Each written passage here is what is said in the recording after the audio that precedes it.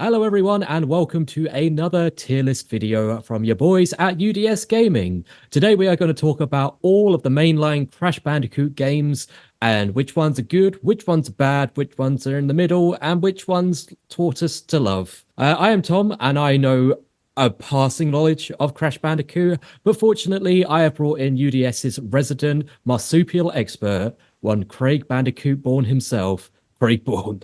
My surname, right? Let's just get that out of the way. My government surname, Pet name. Like you can't put anything in the middle of it because it just ruins the like Craig Bandicoot Born. That doesn't sound good, does it? But no, as you said in the intro, I do enjoy Crash Bandicoot, and I'm really interested to know which one of these games made you love. Oh, well, maybe it's all of them. Maybe it's none. That is the little teaser to keep you watching. If you're new to the channel, we talk about video games all the time, whether they be marsupial based, horror based, or maybe even Star Wars based. I talk a lot about them. If you want to do or hear more about what we do, visit upsidedownshark.com. You can find other tier lists. You can find other things to make you feel. Whether it's good or bad is up to you. But shall we get straight into it? Yeah, let's do it. So it's I say random. It's standard tier list procedure. So it's S, A, B, C, D. We didn't think of anything funny for these, but if you have any recommendations of what you want to call these things, Craig, I am all ears. I take my Crash Bandicoot serious, so I'm not a real fan of puns or jokes. So okay. I just want to, just keep it standard, if that's okay. Sure. I mean, it's a series that has a character that goes ooga booga, but we will take that in our stride, and we will take that in our stride all the way back to the year 1996 with Naughty Dog's first Crash Bandicoot game, aptly titled Crash Bandicoot for the original PlayStation. Craig, have you played this game? I have played this game. Tom, have you played this game? I have also played this game. I had this game on, I shit you not, the Sony Xperia Play, the PlayStation phone they released, where it had Crash Bandicoot installed on it. And let me tell you, I played that first level a whole lot before I got really, really, really stuck. Was that the device with the fake analog sticks? It certainly was. The touch analog sticks and the sort of flipped open sideways. Yeah, that was my first ever smartphone. That phone. It really did put the smart into smartphone, didn't it? And also a lot of dumb. You were playing a game on fake analog sticks for a game that didn't really have analog stick input, which is very funny to me as well. It did have a D-pad as well, though. So there you go. Was it a good phone? Because I never had one. Didn't live up to the promise, I don't think. I think this is very much a tangent. It had 3 games pre-installed on it. It had Crash Bandicoot, FIFA 10, and something else. I want to say it's like a racing game or something like that. And those games actually worked pretty well. Crash Bandicoot obviously was the best, but it was really, really hard to get other games on there, and I don't think they ever actually released that many more for it. So I think if they'd really sort of committed to it, it would have been really good, but it kind of half-assed it. Of course, shout out to FIFA 10, one of the landmark moments in the series. I mean, yeah. If you want to know Wayne Rooney pre hair transplant, then that is the game for you. Crash Bandicoot 1, however, is pre or post hair transplant on Crash Bandicoot. More. I mean, he has got different hairstyles over the years. He was a werewolf at one point. I think that was Sonic. Can't remember. Crash Bandicoot 1 is a nostalgic trip for many people. The one thing that people mention a lot is the difficulty. And I think from the original trilogy, I believe that this may be the hardest. Like a lot of video games, it is a proof of concept type of deal where, okay, we've made this one. I think if you bought the original game, it said Crash Bandicoot 2 coming soon, like next year anyway. So like they were on that treadmill sort of thing. That's a bold claim. Sidebar, one of my favorite things is when series do that, where they say something will return in X and then it never happens. My favorite teaser was in the old Play magazine. It said, "Guess who's back?" And it just spelt back BAK. So it was a Jack and Daxter, teaser. There's some good stuff there. That's the good one. Oh, no. Yes. But you get that jungle feel in Crash Bandicoot 1 with the islands and this sort of Aztecian vibe. And as the series goes on, you start to lose that a bit. So from an art direction, I think they really had a specific direction with this one. How do you feel about this one? Well, it sort of set the template, didn't it? It had all of that classic Crash platforming. It was quite a graphical powerhouse for its time as well. Obviously, there had been other 3D platforming games up until this point, but it was vibrant. It still looks good today. Even the original looks good today without looking at the remaster, which we will talk about. It was punishingly difficult, which I think is part of the course of games from that era as well. But it is rough around the edges. As you say, it's a proof of concept. I think it's things it could have done better. And would do better. I think the music is flawless and still sticks in my head. But I don't know, maybe it's a nostalgic thing, but I feel like those first few levels were absolutely iconic. And then after that, it's sort of, my memory fades a little bit. So whether or not it's one of those top heavy games where it starts really well and then tails off, I don't know. But I'd be happy to give this an A. I think this is an A tier game, easy peasy. Yeah, I feel you say about the levels. What I remember is you play through the first island, and then it feels like not so much replay, but it's a sort of like tile set. Like further on, you get put into these levels where it feels the same as the early levels, and sometimes even the same sort of music as well. And you just feel like you've been dropped in, and then you continue your journey there. Yeah, I'm okay with an A. I believe that, there is room to grow from number one. As there always should be. I really like the bonus missions where you collect enough. Is it enough apples, or is it you had to get other things or something? Fake apples, Wampa fruits, my dear Watson. Sorry, fake fan. But yeah, when you go up into the sky and you have the buxom Bandicoot at the top there to congratulate you if you reach the end of the level. Her name, Torna, I believe was her name.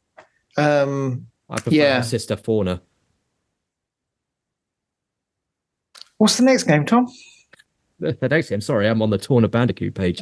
The next game is aptly titled Crash Bandicoot 2, comma, and when I say comma, I actually mean colon, Cortex Strikes Back. Released, as you say, very, very quickly after the first one, 1997, the year after the first one. Still produced and developed by Naughty Dog. Tell me about this game, Craig. In my opinion, this is the I don't want to spill my load too early, but I feel like out of the original trilogy, this is the best out of them. There is more platforming. There are a few gimmick levels, but it hits that perfect sort of stride where it's just a pure platforming more than anything. And the controls feel a bit more fluid. The graphics have a slight more increase. So the art direction is more varied than the first one. So whilst that first one has like a jungle Aztecian vibe, the second one, just like the ice areas is one thing that I think of quite vividly. Lots of colors going there. And even with the limitations of the PlayStation 1, the sort of this era and the fog tech, I really, the N64, always like a mist, wasn't there? But in this game, it sort of adds that to the art rather than deterring from it. They know the limitations and they work well within them. And as far as difficulty goes as well, I believe it is a little bit easier, which makes it better and more enjoyable and less frustrating.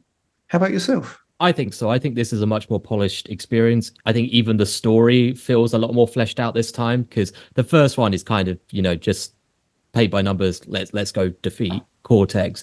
This time you've got all of the, betrayal and conspiracy with Embryo taking over, and it's like, is Cortex a reformed goodie now? Actually, no, he's the biggest baddie of all, and it's enough to keep you going for like a platforming game. It is more interesting. I think this is also the one I distinctly remember finding out that Coco is Crash's sister and not girlfriend, and that took a little bit of time to process. All that wasted fanfic. Yeah, well, it's in a different fanfic genre after that, I suppose. Well, I mean, there's still probably an audience for it, that's for sure.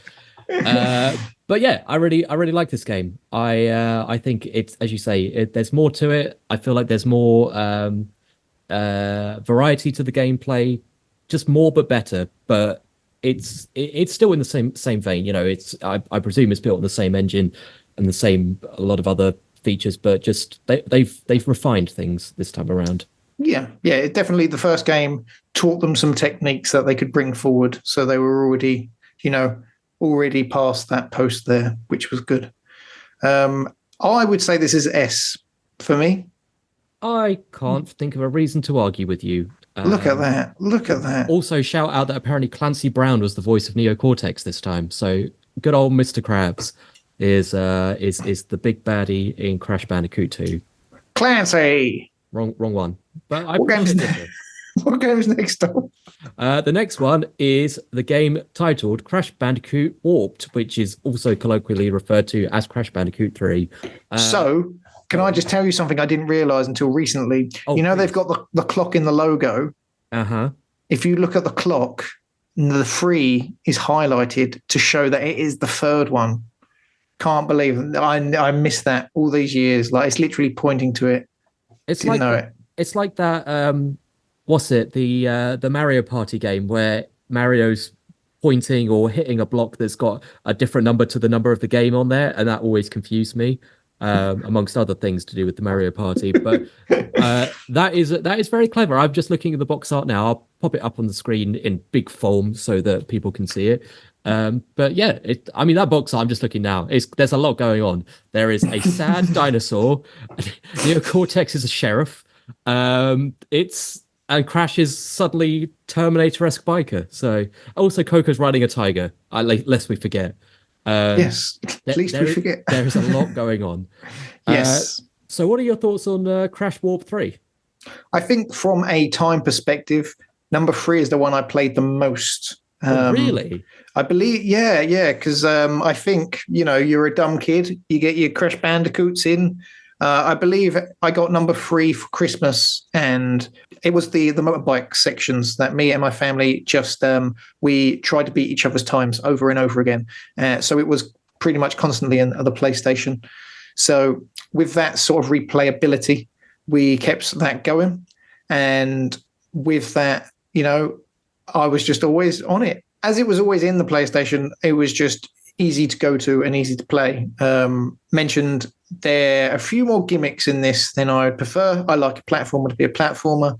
In this, you're riding tigers, you're riding motorbikes, you're riding airplanes, trying to shoot evil Cortex minions out of the sky for some reason. So from that, it was a little bit more gimmicky. But that opening level with the castle and that music is really good, really good. It's weird how the art direction from 1 traveled across 2 and 3, and they were able to make it fit in with that theme for all these different worlds for 3 games.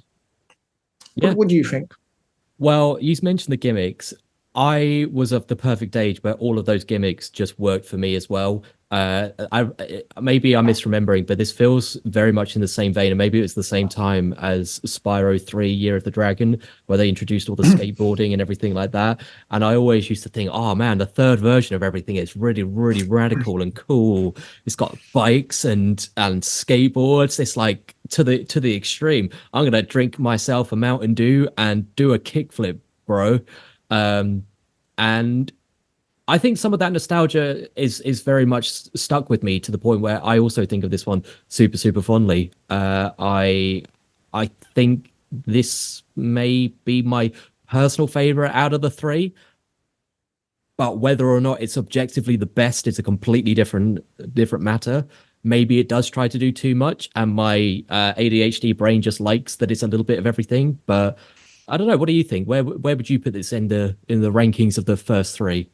I was just thinking your comment about the third one. Like, the third one is always where they make them out to be a bad boy, and they've got like a massive hog, and they're riding one, of course. But for me, I think 2 is better.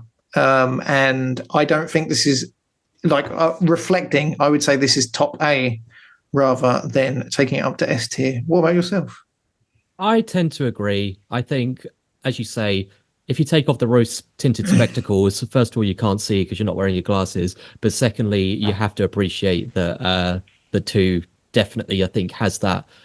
It's simpler, but because it's simpler, it's probably a better sum of its parts. So I agree. Let's stick it above the first one, but top of A. I feel as well, if you played number 1 and then number 3, the difficulty change would be very significant compared to both, you know? Agreed. So it's interesting to take that perspective. What's next, I wonder? What's next? Get yourself a big old go-kart because we're going to CTR Crash Team Racing from 1999. And I am just going to put it out there, instant S tier. This was my childhood. I love this game so much. It was just so fast. In my opinion, and maybe this was because I was a PlayStation kid, better than Mario Kart. Yeah, what is there more to say? It's just one of the best kart races ever. I didn't expect this. This is a controversial take, but I think this is better than the Mario Kart of the time as well.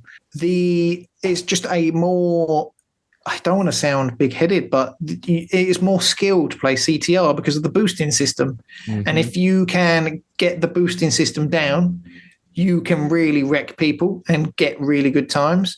But it's also a really fun game to play with pals if you just want a party kart game. And who would have thought that, after 3 platforming games, they would create such a good kart racing game, Yeah, I mean, you've got all of the hallmarks of a good kart racer. You've got the classic sort of cup mode, you've got battle mode, time trial, but you've also got boss battles where you unlock new characters by beating them in a 1-to-1 race, which is I think unique at the time to this series. You got some really cool power-ups. You got the explosive crates from the platforming games. You've got invincibility mask using the Akus. And it's a lot of fun. In a way, and maybe again, I'm interpreting too much. It almost feels like a Looney Tunes sort of style, and more so than Mario. So I freaking love this game.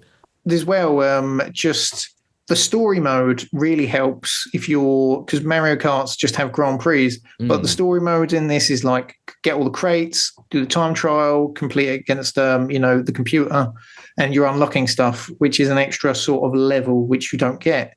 And what makes it even crazier is that the developers, they knew, Naughty Dog knew this was their last Crash game, so they thought like, we'll just do an alien enemy. He's the big bad. Let's just ruin this game on the way out. And everyone loved it. And they were so surprised that, he did come back in later games. It's so crazy to me, But if you're saying S, I don't disagree with you. I think much like nitrous oxide, it's aged well. The character, not the gas. Okay, thank you. Thank you for that confirmation. I think it's above 2, personally. I think it tops the list so far. Okay, no, let's do it. I'm okay with that. Let's hope that we keep this trend going, but we won't. I can tell you we won't. So we said mainline console Crash Bandicoot games, Tom. Mm-hmm. So what's the next game? And tell me how this is a mainline Crash Bandicoot game. You're talking about Crash Bash, baby. I'll tell you why. For what? It's the main one because it's fucking brilliant. Crash Bash is so good. It is if CTR is the Mario Kart of the Crash series, Crash Bash is the Mario Party of the Crash series, and it is full of really entertaining little mini games that can be enjoyed either in multiplayer or somewhat in single player, but not as much. And it is broken and stupid and just so much fun. You've got levels like Jungle Bash, Space Bash, Snow Bash, Drain Bash, and a bashing good time. Papu Pummel. It's a lot of fun. You get to play as all of the characters, including Crash Bandicoot, Coco Bandicoot, as well as the baddies, Neo Cortex, Embryo, Tiny Tiger, Dingo Dial. It's The koala who was there for just that game and everyone doesn't really like. Are you talking about Koala Kong? That's the one. There you go. There was a lot of variety. I joke about, that every level's got Bash in the name, but you had snow levels where the physics meant that everything was slippery. You had loads of different levels of variety. I had a lot of fun with this. I'm going to rate it quite highly. So I remember the snow levels that you mentioned. You're on a polar bear, and you all have to try and bash each other off of this frozen rock. Exact bash. It's in the name. All right. You've never had a crash bash in your time?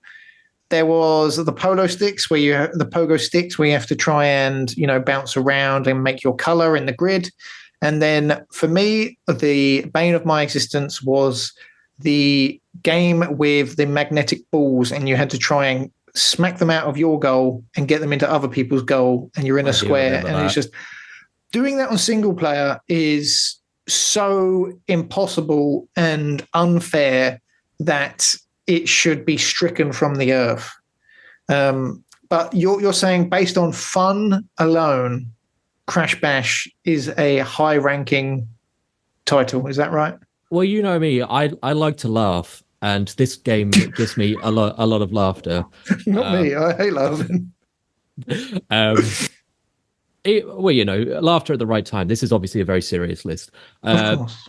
But yeah, I think it's one of those ones where I'm going to have to go heart over head a little bit and say I would consider this.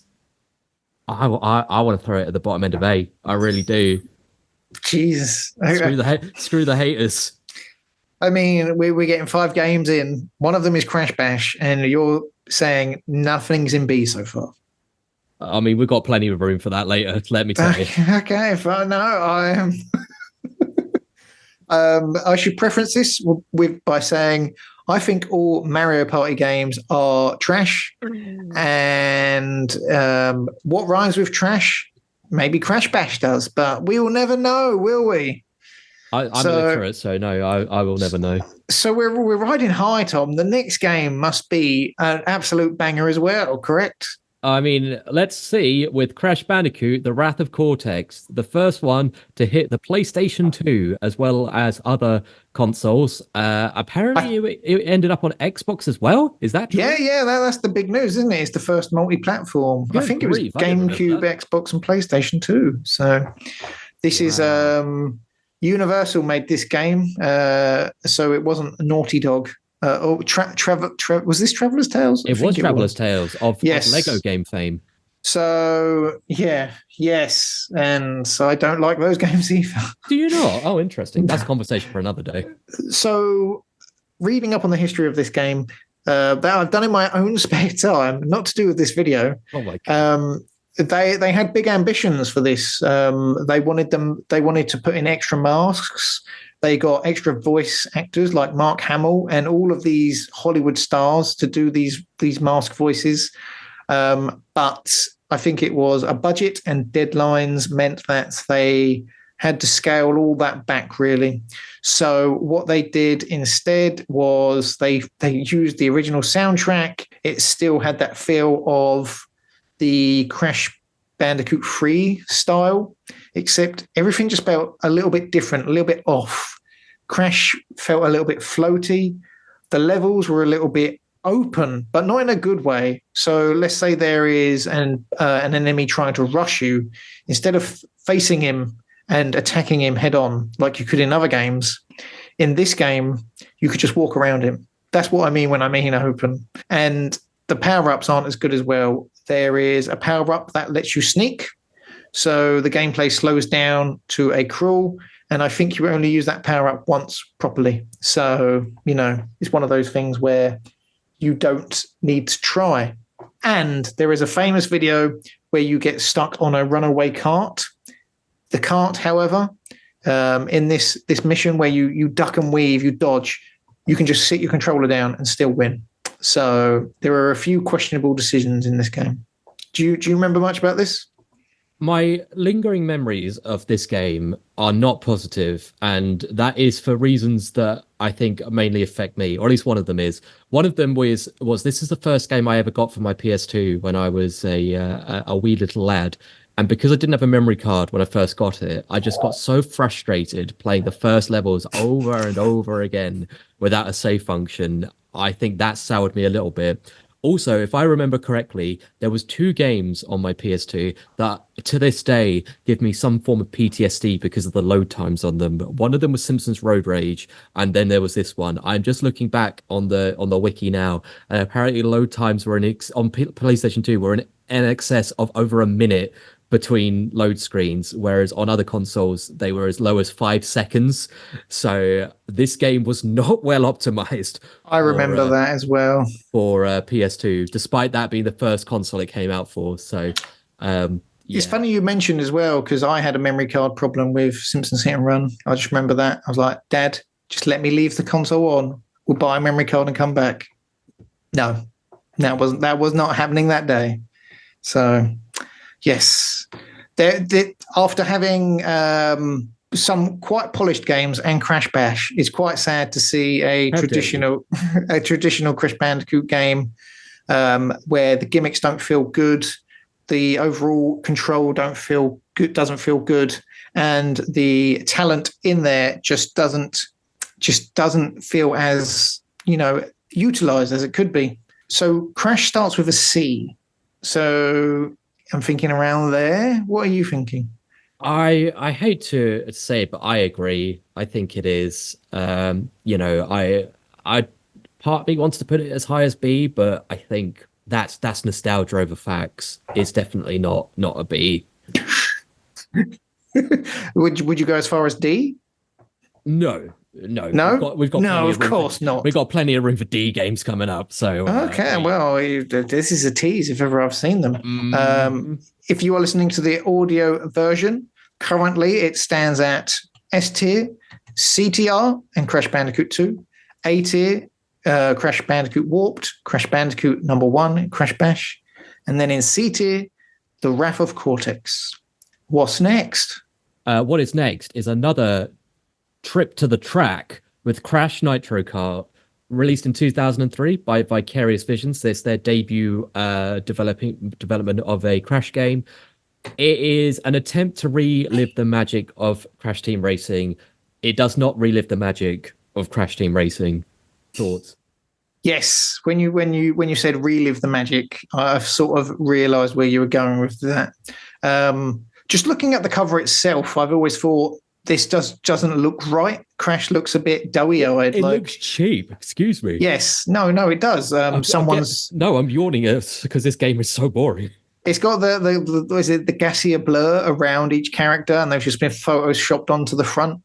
It's really strange to me that they did one Crash Bandicoot game platforming and then thought, let's go back to the carts. This game just doesn't feel as good as the first one, and I think inevitably people were going to always compare it to the first one. So whilst they had the best intentions, the tracks just aren't as memorable. It just feels a little bit different. And overall, I would still play the first one compared to this PS2 Nitro Kart version. Yeah, I mean, they tried to do more. Like, there was more characters. I'm looking at the list now. There's lots that I don't remember at all. Who the hell is Big Norm? Oh, Big Norm. He's got a big boots. He's got a big Norm. There was the arena editor. Allows you to edit your own battle arenas. I don't believe that was in CTR. But yeah, it was pretty generic compared to the original one. It was nice to see the power slide come back, but it felt very filler. It felt very filler. Yeah, I know. I believe it does get marked down for that in my book. Not a lot to say really about it. One of the more forgettable entries. Yeah, it was a little bit of trivia. This is the final game to have Clancy Brown as Dr. Neo Cortex. And yeah, that is about everything that's interesting on there. Okay. So there you go. I think this is low C tier. Yeah, I'm okay with that. I'm okay. Low C for Crash Nitro Kart. I don't really have anything else to say about it, really. No, much like the dyslexic brother of Thor, it is a low C. That's a Norse mythology joke there for you kids. I enjoyed that. Thank you. Did you? I didn't. Right, let's go to the next one, which is Crash Twin Sanity. Back at it again with the Traveler's Tales making a game, this time for the PlayStation 2 and Xbox in 2004. There has been a Crash game every year for almost 10 years by this point. That's madness. And then it just stops at some point. Yeah, probably that's for the best. So this is one where I believe you can play as both Crash and Neo Cortex in the main story. This is, I feel like, where I mainly fell off the wagon a little bit with Crash Bandicoot. So tell me a little bit about Crash Twin Sanity. So what I enjoy about this game over something like the Wrath of Cortex is that they started. It feels fresh. You look at that cover and you think there's something a bit different going on here, and what they do is they team them together to have an even bigger bad. There's these two alien dudes that, reality and all this sort of stuff, the multiverse that's played out, all that thing. And instead of the traditional levels that you get, it is a sort of, I would want to say open world, but you traverse the world and the world is the levels. So you get from point A to point B, then you can get gems and collectibles on the way rather than having to collect all the boxes in a level. So you can veer on the critical path, or you can veer off and try and get all the collectibles and all of these, bits and bobs, as the British may say. The art style, they changed it up, so it looks more suited to the power of the PS2, and the gameplay enhancements with Cortex and Crash being together are quite fun. It is primarily platforming. Every now and again, you do use Cortex, like perhaps you need to get down a cliff, so you use him as a skateboard or a snowboard, or you need to traverse down a big hill, so you become like one of those snowballs that just roll and you control it that way. I really, really enjoyed this game, and I still think it's really good. Just the feel of the game feels good. The humor of it's good. Some of the technological pieces in it feel a bit strange, but it still holds up better than Wrath of Cortex does. And they went through their own art direction. They did their own music, which is all a cappella and really, really good. It's up there for me. Nice. I mean, from what I played of it, I remember it being pretty good. I don't think it was sort of quite as iconic, or at least didn't resonate with me quite as much as those early ones. I did like that it had a cameo from Spyro in it. That felt like, particularly at the time, was a bit of a mind-blowing multiverse moment before we've been completely, desensitized to crossovers. I like what they tried with a lot of this. I think there's a few things that definitely could have been better. I didn't like that their in-game cutscenes were unskippable. Is that always going to be a markdown for you? This generation had it bad. Yeah, well, I'm just reading now. Apparently, the cutscenes in the game were originally intended to be skippable, but this was causing too many bugs. And so, because of time restraints, they just were like, well, just gonna have to watch the whole thing. Very much a Metal Gear problem right there. But yeah, I mean, I think there's ambition there. Again, it feels like a yearly release is left it quite time constrained, but it feels fresh. And for that, I don't know. Are you feeling high C or low B for this? I would put this in S. Oh my God. There was a second there of absolute shock. Even if it's us together, I would like it to go low S because, it seems like CTR is something you really enjoy. But I would play Twin Sanity today or tomorrow. Like, I still just really enjoy that game. And I think it has left a mark on me, which I was not expecting when I first got that game. Well, I mean, you've sold me with your passion. So much like Peter Griffin's wife, make it low S. Wow! Wow! Wow! Do you like that one? I just need to see the replay of you shocked. That's made my day. I'll play it now. Okay. I remember. I probably won't. Right. Back to the track again. Back to the track again with Crash Tag Team Racing.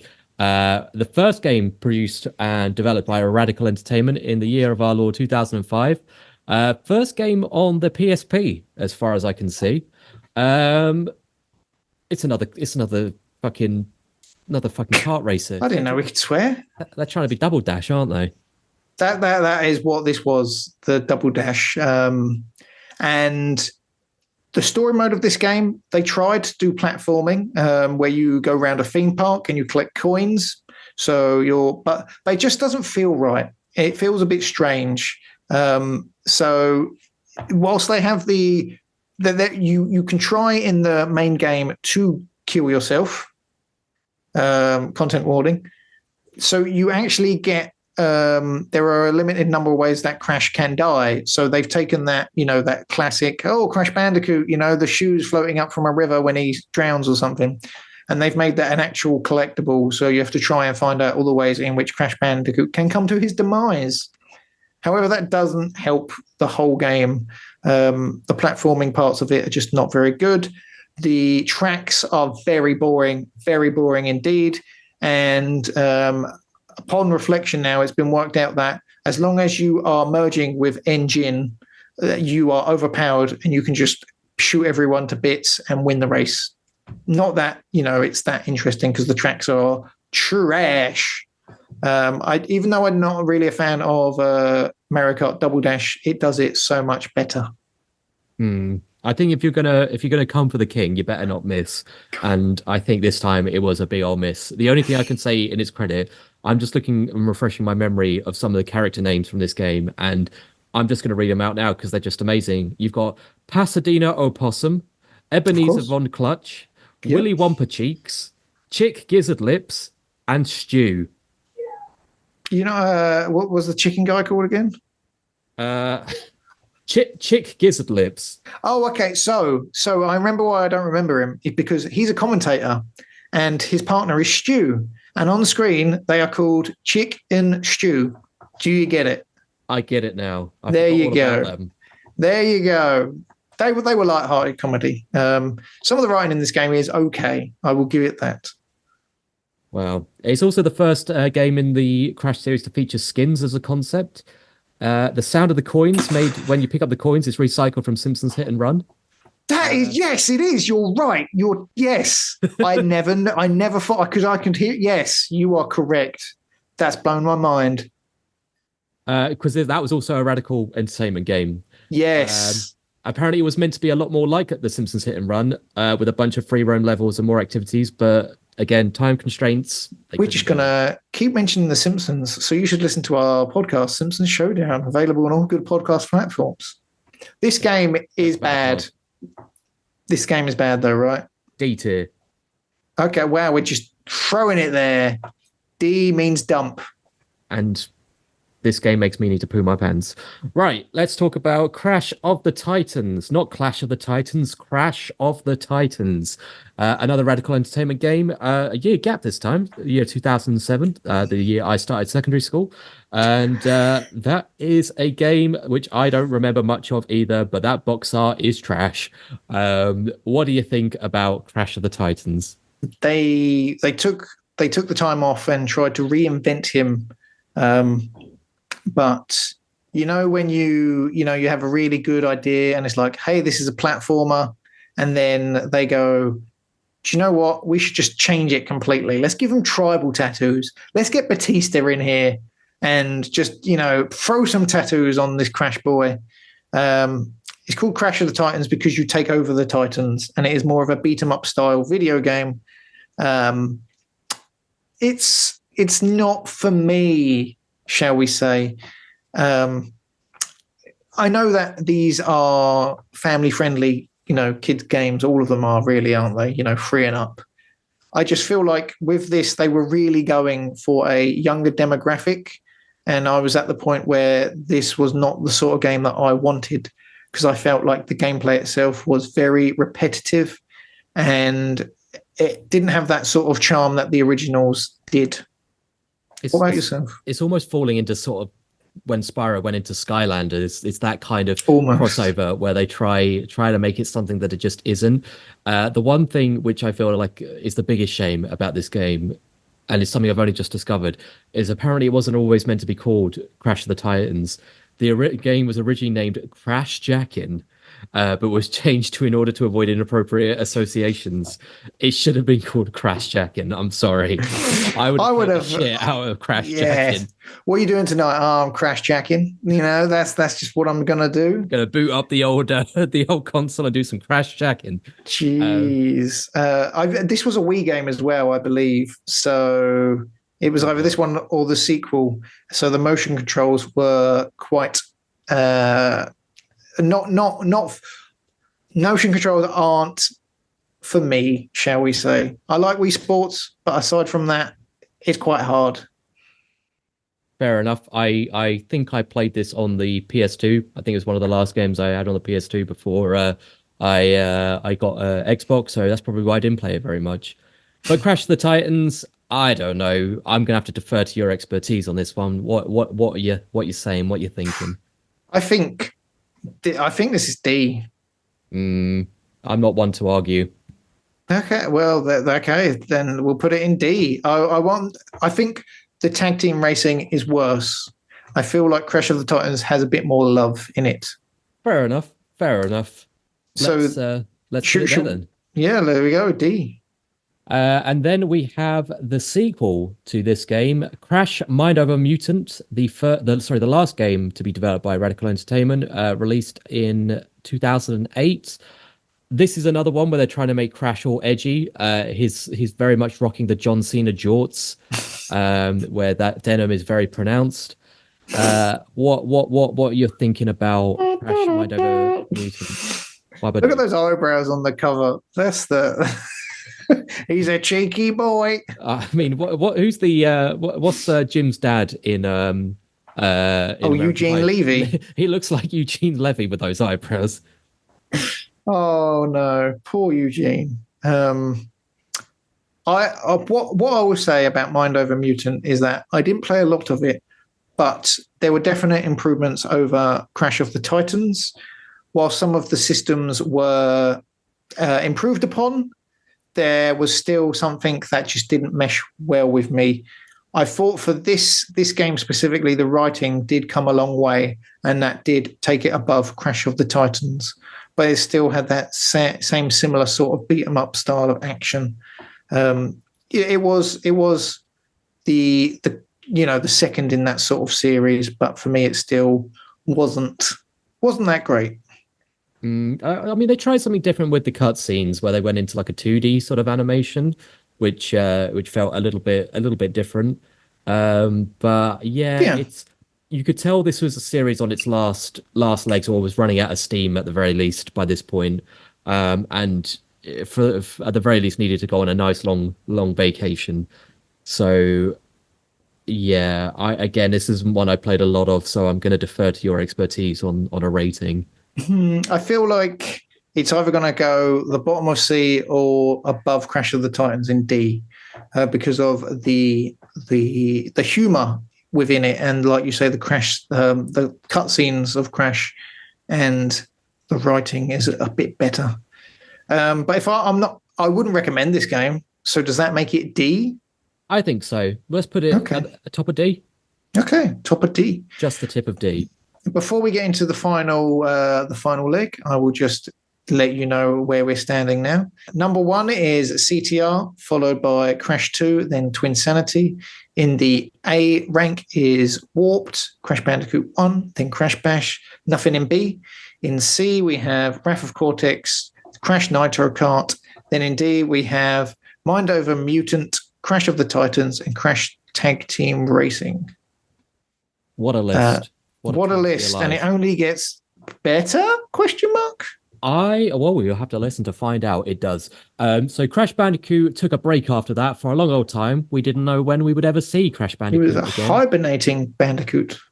I don't know if they do hibernate, but this one sure did. For almost 10 whole years until Vicarious Visions picked up where the original trilogy left off by remaking the original trilogy. I guess that makes sense. With the Crash Bandicoot Insane Trilogy, which was a collection remaking from the ground up the first three games in glorious high definition with brand new textures, brand new engine, brand new everything, basically. And goddamn, these games still hold up today when you look at them with the fresh coat of paint. There's loads of quality of life improvements. There's extra material, including extra cut levels and things like that. Yeah, there's so much to enjoy about this. Tell me a bit about the Insane Trilogy. I, one of those rare moments in my life, I bought this on the digital download midnight. And I think I was playing it till like 1 or 2 until my partner at the time was like, "You're going to come to bed?" And I was like, "But look at this. This is better than I remember." Yes, they built, so people have remakes and remasters and stuff like that. But I think when you remake a game from the ground up, it can either go really, really well or really badly. And I feel like they got everything right with this remake. Some people argue that the physics are just a little bit different when compared to the original, but I would say like there was so much more that has been carefully crafted in this game. I am willing to forgive a little bit of physics differentiation, shall we say. Like the game controls well, it looks really good. 60 frames a second, if that's your cup of tea as well, so you get that smooth crispness, and just the music and the sound effects. If you have nostalgia in your mind, I feel like this game just fits in with that. Like when you say like, "Oh, those games from 10 years ago," and you think they're 360 when really like the 360 was probably like 20 years ago now. This really just helps capitalize on that nostalgia, and I bought multiple copies of this game for different consoles. So there you go. And voting with your wallet is a good way to show how good something is. Also, you mentioned it a few sentences ago, but Smooth Christmas, I want to be my new club name. That's what I want them to call me. I agree. This is the first time I experienced Crash Bandicoot in a serious way as an adult, because obviously the original trilogy came out as a kid. I never really got back round to them as an adult human. So playing them for the first time with this level of polish and a mixture of nostalgia, but also all of this modern tech and everything in it. It was just perfect. And I mean, it feels like a bit of a cop out to give a remaster or a remake top billing, but I think this is top of S. I really do. It's really because in my mind, there's so many games you play as a child, and then you think, "Oh, wait, that wasn't actually that good. I was just a kid." But with this remake, it makes you think the core principles of the levels there themselves were very well crafted and very well done, and even brought through to a current day modern game design. They still hold up. So I'm with you. If you want to put it there, it takes the first 3 games and just makes them better. Really, I agree. And just a little extra factoid, which I thought was really nice, was apparently there was never originally meant to be a Nintendo Switch port for this, but one Vicarious Visions employee, one developer, made the first level by himself just to see if it was possible. And when it was proven to be possible, they were like, "Fair enough, make the game." And then the team then made the port. So Activision was like, "I like money." Exactly. You got to have that Nintendo Switch money.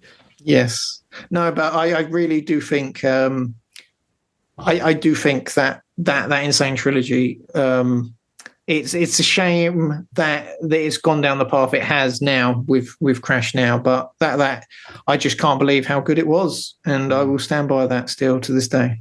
Lightning in the proverbial bottle. Well, let's see if lightning strikes twice with another remake with Crash Team Racing Nitro Fueled, published and developed by Beanox, or at least developed by Beanox in 2019. Jesus, I can't speak anymore.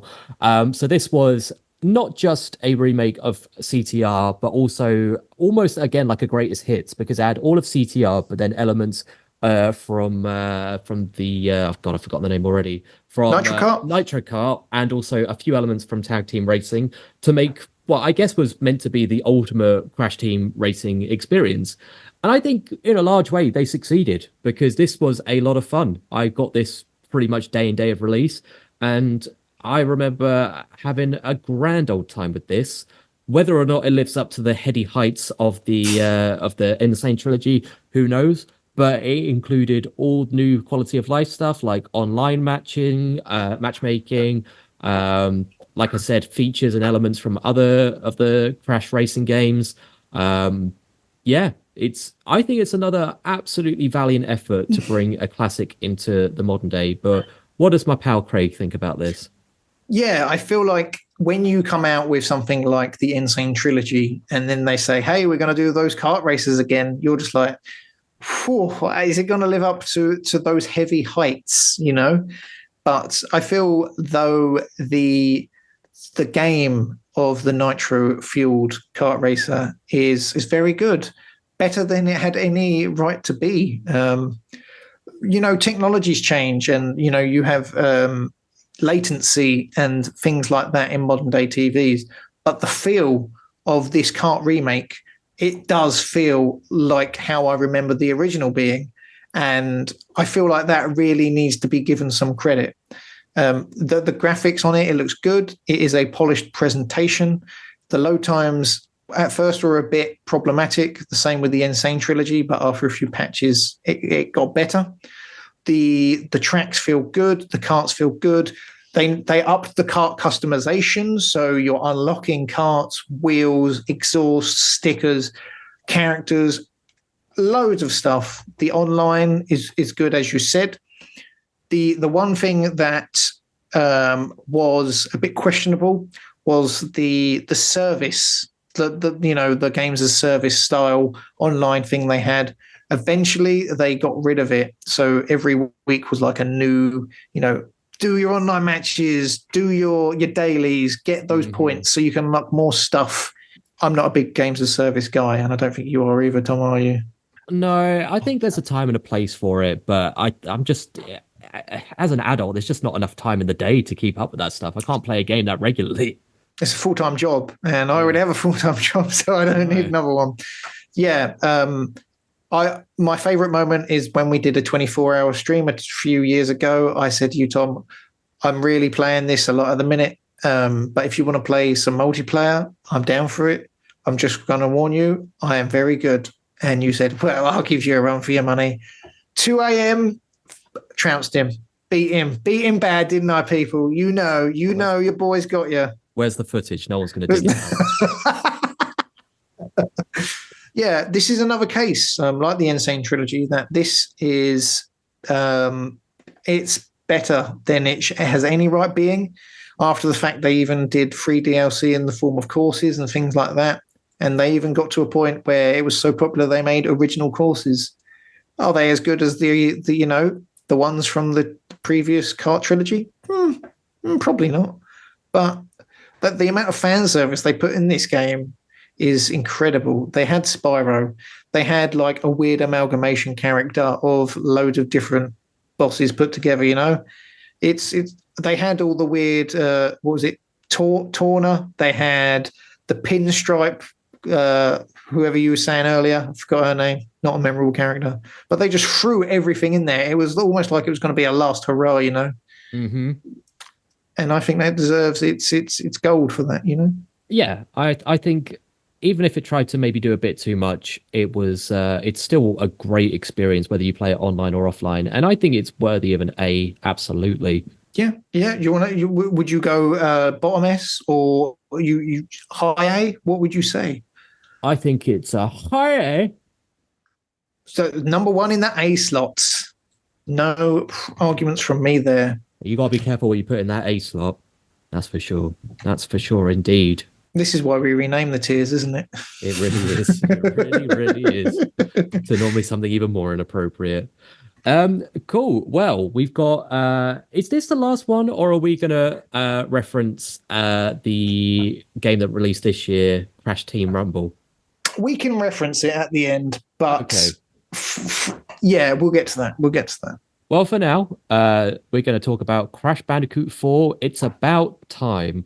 This was also developed by Beanox as well as Toys for Bob, and is very much a hard sequel to Crash Bandicoot Warped from the third one. It kind of disregards absolutely everything else and just carries it on from there. So, is that for good, for bad? What do you think, Craig? I personally can't wait for Assassin's Creed 4. I just don't know where they're going to go with it. You know, they haven't had a sequel since 3. Can you believe that? That's insane, right? I know. I know. All these spin-offs. For me, it's... I don't want to say it's a marketing thing, but I feel like they were going, hey, we know there's been a lot here, and we want to bring it back to the roots. So with the number 4, we're telling you this is what we mean. We mean business with this. It's to be a true sequel from the third one, and I think they do pick up from, like, if you do the number 3 cutscene, go to number 4, then it does line up, doesn't it? Something like that. Yeah. It is a direct continuation. Yeah. Have you played number 4? I have played bits, but again, it's one I've not played a lot of. So you take the lead on this one. Okay. So number 4 does feel good. What I will say is that the art style does take the original art style and improves upon it. They do take some chances. There is a lot of game here in a positive and negative way. If you just want to play the main story, you're going to have a nice time. If you want to get 105%, you're going to have an awful time and you're going to want to hurt yourself. Oh, no. So the original trilogy, let's just say, probably the maximum number of boxes you would get would be probably 60, 70, just off the top of my head. You have hundreds of crates in some of these levels, and the levels are longer as well. And the problem you have is that you can get to an end of a level and that you just miss that one box. You've got 122 out of 123, and you want to just impale yourself on that controller. Let me tell you, it's like they put the difficulty in. The difficulty is there. It's a bit of a challenge, but if you want to unlock everything and get that 105%, it's not fun. And I enjoy what they did. I just think there are a few decisions that could have made it better. They also have special versions of the levels as well, where they do different art styles and different techniques, which make it very, very good. I like it when you can switch it up. Let's just say one of the levels, everything's white, and you only see different parts of the environment when you spin, because the reverberation's sort of like an orca effect. See. So it gives the whole level. Yeah, exactly. So it gives the whole level a different feel completely. And those sorts of things are good, in my opinion. Interesting. Yeah, but the difficulty itself is not something to be trifled with. I feel like if you go from 1 to 4, you can see the progression there themselves. But I just feel like 4 itself, there is something that doesn't lump it in with that original trilogy, and it's probably to the detriment. And you say they disregarded all the other games, which they did in this timeline. If you really care about Crash Bandicoot lore, if you're one of those sickos, you are one of those sickos. They plaster references to the other games everywhere. Like, you got the first thing you do in the first level, you see Crunch's name on a fridge. You've got a Spyro, like water dinghy, and they just plaster stuff everywhere. So if you're a Crash fan, you'll enjoy it, but you probably won't want to 100% it. It's a bit of a one and done. I bought it on multiple platforms because I have a serious problem. You are a sicko. I I had a PlayStation as my main console, and then I changed to Xbox, and then I got a Steam Deck. So I was just like, well, I guess I'm doing this again. It does look good. It does look good, and it like you think about sequels and multiple masks, and this did it in a way that Wrath of Cortex should have done it, but they done it better. So that's something to give it credit for as well. But how much credit? Where are you putting this in the tier ranking board? It's hard because, like, I would say around the A and B slot. But for me personally, if I'm looking at these games, all the games in A I would probably play before I play number 4, and that may be controversial. But I think, B for Bandicoot. That sounds good to me. B is for Bandicoot. B is for Brave. There we go. And that is it for what we've got on the board itself. But we do, as you said, want to make a mention to the game Crash Team Rumble. What is this game about? Because I think, if I'm being perfectly honest, this had completely missed me by until we started doing this video. So what's that all about? Well, the first thing is they already had a game called CTR. Why would you ruin the legacy of CTR by calling something else CTR? That's my first gripe. Right. I mentioned games for service. This is a games for service. It is a team-based multiplayer game. And if we're going on, I just don't think it should be in this ranking, if I'm honest. Games of service games for beloved franchises are not what I enjoy. So this game takes the art style of number 4 and some of the assets from number 4, and they drop you in an online multiplayer game where you have to try and collect as much as possible than the other team. And there are some people that still have problems logging onto this game. There are just all of the live service things, they've got the seasons, they've got your dailies. And for me, it just seems like Activision were just like, well, we could make this. It's not going to cost that much. I know that's me being very cynical. But like a businessman. Yeah, pretty much. I think for this game to have had a good standing, it should have been free to play at launch, and then have the season passes and things like that put in. But they released it as a paid for game, and everyone just wasn't on board with that. So for me, that game is a miss, and I'm getting really upset talking about it. But no, if we're gonna acknowledge it, let's put it at the bottom. Yeah. Fix that in post. That will be at the bottom. I think out of all of the games, I enjoy Futurama. That's died millions of times. If that is the last Crash Bandicoot game, I think that is a blemish on this franchise, because I think even the other games that ended the series, so to speak, did it a lot better than this game did. So there we go. Much like The Simpsons, you're never going to stop Crash. I don't think. I think as long as there's games, there's going to be Crash, because he is PlayStation's Mario. He is the. You saying that Xbox's Crash Bandicoot is PlayStation's Mario? Yes, I am. That's what I'm saying. Love it. In fact, that should be his strapline. And so I think with that in mind, there'll always be Crash Bandicoot, much like there'll always be Master Chief, and that there'll always be Mario. So they're the three mascots. No other ones. They're the three genders, if I've ever heard it. Oh God. But we've made a list. We're checking it twice. We're going to find out which games are naughty and nice. Craig, tell us what the list is looking like as we wrap up. I will go from worst to best.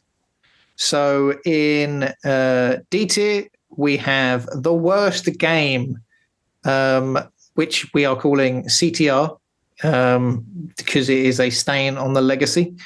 Then it is Crash. Is it Team Racing? Crash Tag Team Racing, I believe. Then it's Crash of the Titans, and then Crash Mind of a Mutant. In C, we've got Crash Nitro Kart, then Crash Wrath of Cortex. The only one in B is Crash 4, It's About Time. In A tier, at the bottom, we have Crash Bash, then Crash 1, then Crash 3 Warped, and then Crash Team Racing Nitro Fueled, which is the kart remake. Then in S tier, we've got one of my personal favorites, because I'm ill, Crash Twinsanity, then Crash 2, which is the strongest out of the original trilogy, CTR Crash Team Racing, which Tom said is better than Mario Kart, and so did you. The best, it's better than Mario Kart 64. The best Crash Bandicoot game of all time is Crash Insane Trilogy, which remakes the 3 games for a modern platform. I think there is nothing else to say, really. No, I wouldn't change anything there. I think that is a solid looking list of a very up and down franchise. Yes. Not the most up and down franchise, but it is, you can see it plain as day, can't you, when it's laid out like that? You certainly can. At least CTR, the Pretender notwithstanding, it is nice to see a comeback story, and it's nice to see almost all of its more recent titles doing pretty well, which is something you don't often see. I'm definitely interested to see where it goes from here, for sure. We will soon find out, because we are hurtling into the future, and so are you, dear listener. And thank you very much for listening to this video or watching. If you're finding this on YouTube or our podcast feed, then we appreciate your time spent with us speaking about video games. And if there are any other series that you'd like us to rank, compare, contrast, talk about, just let us know in the comments. We love video games and we love you, so we'll do whatever you tell us to do, even if you tell us to stop. So yeah, that is that. My name is Tom. This is Craig, and we will see you next time for more video game fun. Ta-ta and farewell. I'm very ill. Help me.